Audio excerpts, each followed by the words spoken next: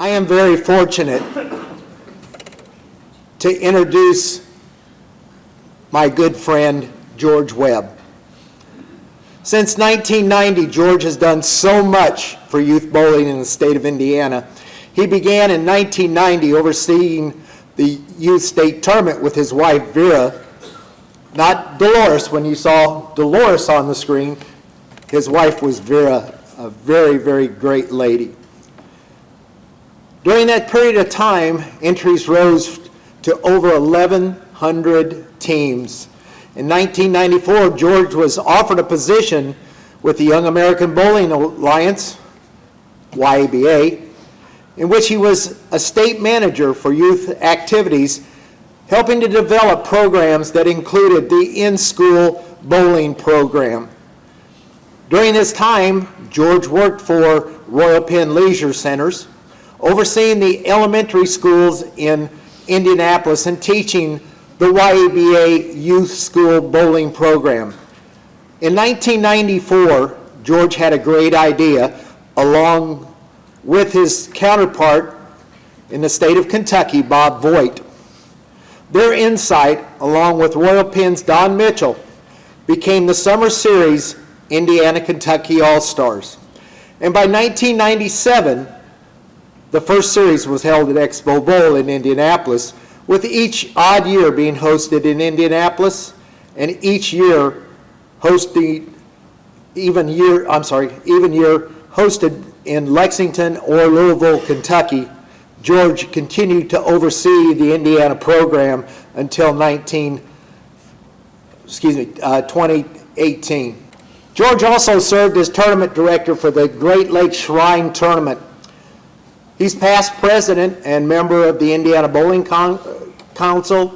He helped start the Indiana State Mixed Tournament, sponsored by the Bowl Indiana Council in 2003, and had worked many of the tournaments. He served as Masters of Ceremonies at the Indiana State Games and also the Special Olympic events. With the assistance of Don Mitchell and Jim Doty, he began the first in-school bowling program in the state of Indiana. With the assistance of Kathy Cooper, he worked for the state of Indiana to be the first state in the country to have bowling in a children's museum. In the early 1980s, he helped with the transition of youth bowling from AJBC to YABA. He was appointed state representative for YABA for the state of Indiana and served until the organization was reorganized. In 1990, he became the tournament manager for the state of Indiana youth tournaments. He and Kathy Cooper developed what we now know as the division system for the Indiana youth tournament, and it continues until through this year. He helped grow the youth tournament from 700 teams to over 1,000 teams, and the Masters and Queens tournament from 70 people to over 250 people. Elected president of the state YABA/IS-USBC-YA in 2000, he served until his retirement until 2000. In 1994, George was offered that position with YABA, in which he was a state manager for youth activities, helping to develop programs that included in-school bowling programs. 1998, he founded the Indiana-Kentucky All-Star Tournament, with every participant receiving scholarship money. In 2004, he helped found the Midwest All-Star Tournament. In 2008, assisted in forming a new state tournament for younger bowlers known as the Prince and Princess Tournament that I helped him develop at that time. He helped develop and start the Indiana State Adult Youth Scholarship Tournament, which continues till this day. He served as tournament manager for the International Family Twosome Tournament for 8 years. He co-chaired the National Junior Gold Tournament, which Indianapolis has been very fortunate to have hosted for many years. But this started in 2005 with Dolores by his side, and they held the tournament here in Indianapolis again in 2009 and 2010. I assisted him to found the Dick Like Memorial Scholarship Tournament. Dick was a very dear friend of both George and myself, and had served on the board of directors for Indiana High School Bowling since its beginning. He was presented the Cliff Dorr Award of Excellence for service to the Indy USBC. He was Kingpin of the Year for the Indianapolis Bowling Proprietors. He was introduced to the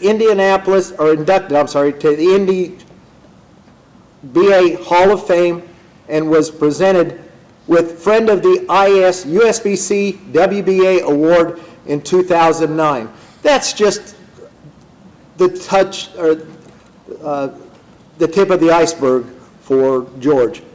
At this time, I would like to call another good friend of mine, Hall of Famer Jerry Harvey. Would you please come up and let us in on some of your comments with George and your friendship with George throughout the years.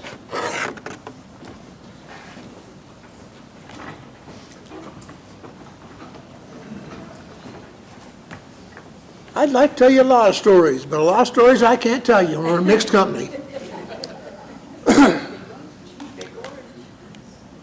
George was a dear friend and brother of mine. We were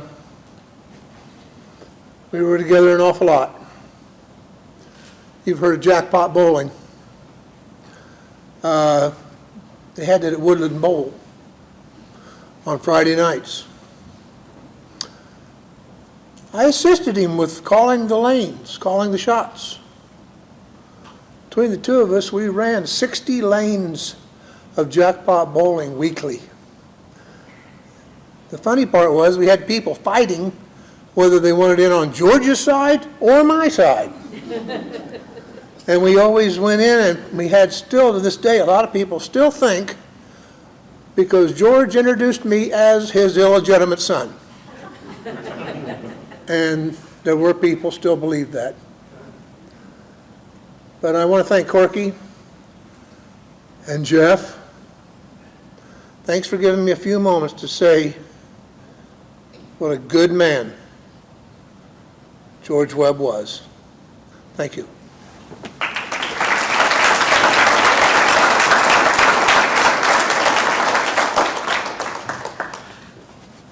And at the end, I'm sure a lot of you knew George, whether it was on the lanes as youth bowlers, and I see a lot of former youth bowlers here with us tonight, or you knew him from what he did for Royal Pin or just bowling itself. So at this time, I would like to introduce his son, Jeff Webb.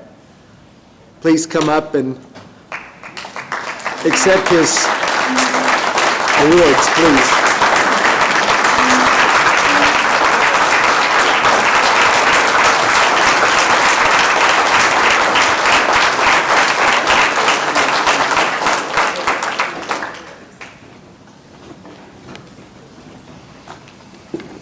Jeff, in recognition of your dad's wonderful life of service, the Indiana State USBC is presenting this plaque. It reads, "In recognition of George Webb being inducted into the Hall of Fame June 25th, 2022. Congratulations on behalf of the USBC Board of Directors and our staff.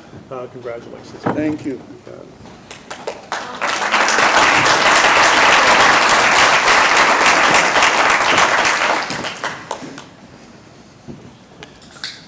My dad was always a natural teacher, especially of bowling, and loved youth bowling.